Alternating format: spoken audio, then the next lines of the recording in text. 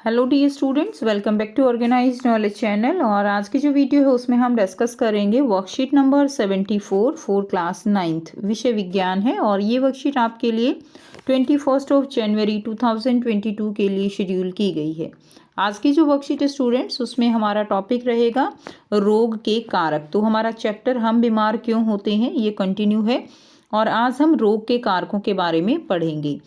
Worksheet शुरू करने से पहले प्लीज चैनल को सब्सक्राइब कर लीजिए, बेल आइकन को भी प्रेस कर लो ताकि आपको आने वाली वीडियोस की नोटिफिकेशन वो समय से मिल जाए। देखिए क्या दिया गया है। जिज्ञासा दीदी, क्या कारण है कि लोग रोगों से ग्रसित होते हैं? तो अब इस वर्कशीट में हम जो रोग हैं उनके कारणों को जानने का प्रयास करेंगे। ज्ञान सभी रोग मुख्य दो प्रकार के कारणों से होते हैं। पहला कारण क्या है? तत्कालिक कारण। तत्कालिक कारण कौन से होते हैं? ये शरीर में रोग होने का प्रमुख कारण होता है।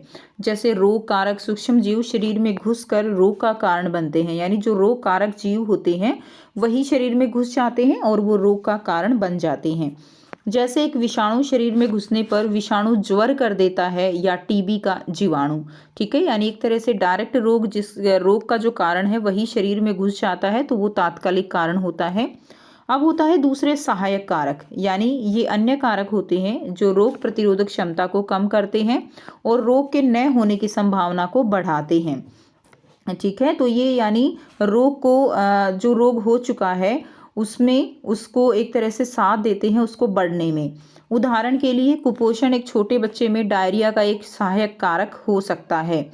ठीक है, आप साथ ही बच्चे के परिवार की तंग आर्थिक स्थिति भी कुपोषण का कारण हो सकती है, इसलिए आर्थिक स्थिति भी क्या है? एक सहायक कारक हो सकती है।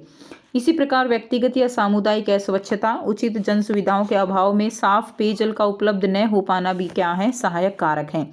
जैसे अगर हम कोविड के बारे में ही बात करें तो कोविड का जो विषाणु है वो तो तात्कालिक कारण हो गया, लेकिन अगर हम मास्क नहीं लगाते हैं, सामाजिक दूरी नहीं रखते हैं, तो ये उसके होने के सहायक कारक हो जाएंगे।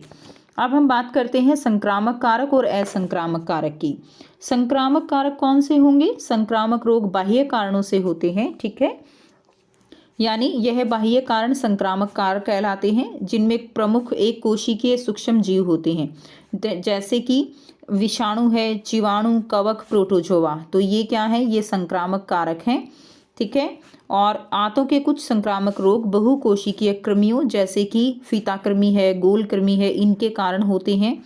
उसके बाद देखिए फील पाँव यानी एलिफेंटाइटिस भी एक अलग तरह के कृमि के कारण होने वाला रोग है। तो फील पाँव या एलिफेंटाइटिस, इसके अंदर भी जो हाथ पैर हैं वो सूज जाते हैं और ये भी एक तरह का क्या है? रोग है। क्लियर? उसके बाद नेक्स्ट देखिए, तो आपको याद रखना है कि संक्रामक कारक जो है बाहरी कारणों से होने वाले रोग जो हैं, यानी जो एक दूसरे से क्या है? एक दूसरे से फैलते हैं, विषाणु की हेल्प से, जीवाणु, कवक, प्रोटोजोआ, इनके कारण जो रोग होते हैं उनको संक्रामक कारक कहा जाता है। दूसरा हम बात करें असंक्रामक कारक, ठीक है। असंक्रामक रोग जो होते हैं वो मुख्यतः आंतरिक कारणों से होते हैं, यानी ये किसी बाहरी चीज से एक दूसरे से नहीं फैलते हैं। इन्हें असंक्रामक कारक भी कहते हैं। जब शरीर में किसी चीज की कमी हो जाती है तब ये असंक्रामक रोग होते हैं। जैसे कि उच्च रक्तचाप है, अत्यधिक मोटापे और व्यायाम की कमी के कारण हो जाएगा। थायराइड ग्रंथि के सही से काम ना करने से थायराइड रोग हो जाएगा। कुछ प्रकार के जो कैंसर आनुवांशिक असमानताओं के कारण भी ये होते हैं। इसी प्रकार मधुमेह भी इंसुलिन की कमी और ज़्यादा कार्बोहाइड्रेट खाने के कारण हो सकता है। यानी ये असंक्रामक रोग हैं और शरीर में जिस तरह से अगर कोई कमी होती है तो ये रोग जो है वो होते हैं, ठीक है। उसके बाद देखिए नेक्स्ट, अब आपको यहाँ पे 4 जो है क्वेश्चन दिए गए हैं। बहुत ही आसान से क्वेश्चन है, सभी जो है हम ऑलरेडी इस वर्कशीट में कर ही चुके हैं, ठीक है। तो एक बार देखते हैं कि इन क्वेश्चंस का आंसर हम कैसे लिखेंगे। पहला प्रश्न है, कौन से 2 मूल कारक हमारे शरीर में रोगों का कारण बनते हैं? एक उदाहरण देकर स्पष्ट करें। तो सभी रोग 2 प्रकार के कारकों के कारण होते हैं। एक पहला है तात्कालिक कारण, जैसे टीबी का जीवाणु, और दूसरा है सहायक कारक। बच्चे के परिवार की तंग आर्थिक स्थिति कुपोषण का कारण हो सकती है, तो ये क्या हो सकता है? ये एक सहायक कारक होगा। दूसरा है, हम क्यों कहते हैं कि संक्रामक रोग बाह्य कारकों के कारण होते हैं? उदाहरण दीजिए। ऐसा इसलिए कहते हैं क्योंकि संक्रामक रोग बाहरी कारक जैसे एक व्यक्ति से दूसरे व्यक्ति में हवा, पानी से फैलते हैं, जैसे कि कोविड विषाणु। ठीक है, तो ये विषाणु जो है कोरोना जो कोविड है उसके कारण जो है फैलता है, जिसके कारण ये क्या है, एक तरह का संक्रामक रोग है। नेक्स्ट देखिए प्रश्न 3 जो दिया गया है, कोविड-19 का तात्कालिक कारक और उसके 2 सहायक कारक लिखिए। तो कोविड-19 का अगर हम तात्कालिक कारक की बात करें तो कोविड विषाणु जो है वो कोविड-19 का क्या है, तात्कालिक कारक है। ठीक है, और अब ये तो हो गया इसका तात्कालिक कारक जिसके कारण ये रोग जो है वो मेनली फैलता है। ये विषाणु इस रोग के लिए जिम्मेदार है, तो ये इसका तात्कालिक कारक हो गया। अब अगर हम इसके सहायक कारक की बात करें, यानी इस रोग को फैलाने में जो सहायता कर रहे हैं उसकी, वो क्या होंगे, वो जो है उसके सहायक कारक हो जाएंगे।